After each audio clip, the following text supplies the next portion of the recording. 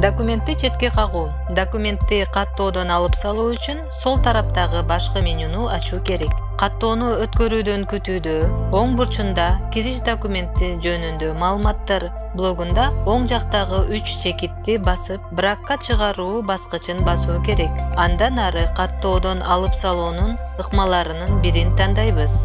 Жөнөтүүчүгө кайтарбастан бракка чыгаруу, жөнөтүүчүгө кайтаруу. Жөнөтүүчүгө кайтарбастан бракка чыгаруу баскычы тандалган учурда анда документти кайтаруу себеби көрсөтүлө турган терезеге пайда болот. Андан ары документ бракка чыгарылгандар папкасына сакталат.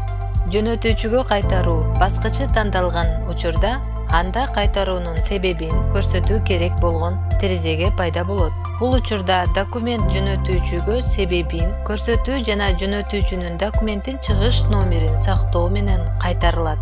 Документти жөнөтүүчүгө кайтаруу учурунда документ иш кагаздарын жүргүзүүчүгө жабылууда папкасында кайтарылат. Жабылууда папкасын ачып, андан ары бракка чыгарылган документ мышканы 1 ирет басуу менен ачуу керек.